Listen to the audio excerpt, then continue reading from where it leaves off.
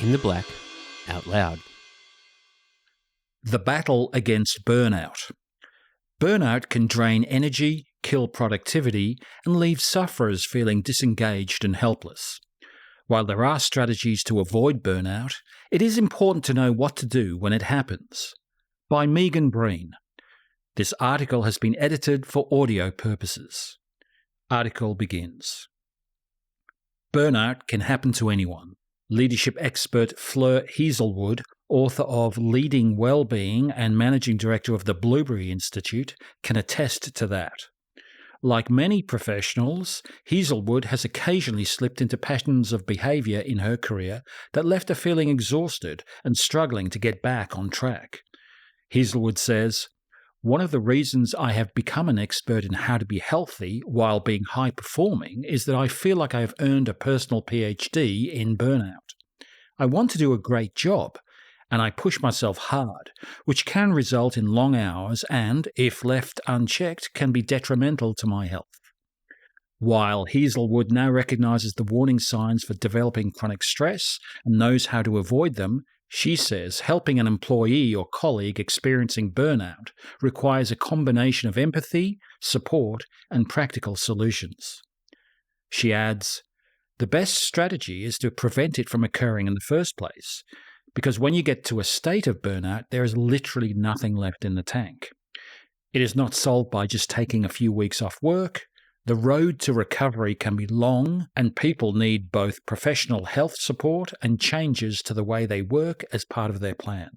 The World Health Organization defines burnout as a syndrome caused by chronic workplace stress that has not been successfully managed. It can manifest as physical symptoms such as headaches, stomach aches, fatigue, frequent illnesses, changes in appetite, and sleep disruptions. Not everyone experiences burnout the same way, and some burnout sufferers may experience atypical symptoms, such as the inability to disconnect from work. It is normal for people to experience stress on a situational basis in day-to-day life. Hazelwood explains that at healthy levels, stress can help people to grow, overcome challenges, and get results. Stress becomes a problem when a person lives in their stress response, going from peak to peak without their nervous system returning regularly to a healthy baseline. Hazelwood says, "One thing I speak with leaders and managers about is how to recognize the signs that someone is not coping and to identify the differences between stress, burnout, and a potential mental health issue, because they are on a continuum. The earlier people see the signs in both themselves and others, the quicker they can course correct to avoid burnout." Hazelwood argues that managers need to educate themselves on how to create a psychologically safe space, be clear on priorities, set reasonable workloads, and have regular conversations about well-being in relation to performance with their team. She adds, "People experiencing burnout are more than utterly exhausted. There is also a sense of detachment where they struggle to engage and contribute ideas. Their productivity suffers. It feels harder to get work done and may result in people missing deadlines, working more slowly, or making mistakes. Burnout is not an acceptable price for success, and actually it leads to a deterioration in business performance and a loss of good talent. Managers need to create a healthy team where people can manage pressure before it gets out of hand." When a client approached Dr. Sven Hansen, founder of the Resilience Institute, for help with a high-earning partner who had resigned because of burnout, the first thing Hansen identified was that the partner was clinically depressed. He recalls, "He had already resigned by the time he got to my office. I said to him that when you are that low, you must never make a decision about your marriage, your job, or your health, because you cannot make good decisions.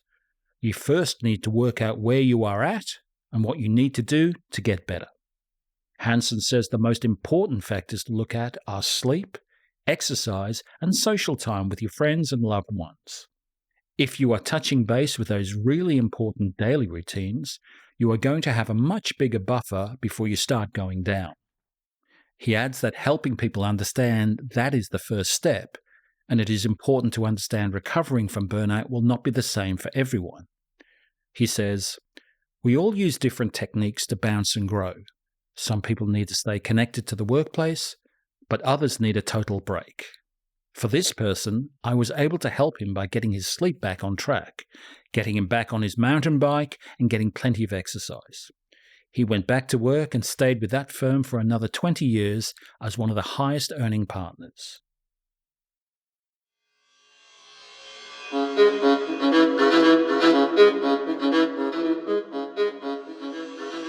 In the Black Out Loud.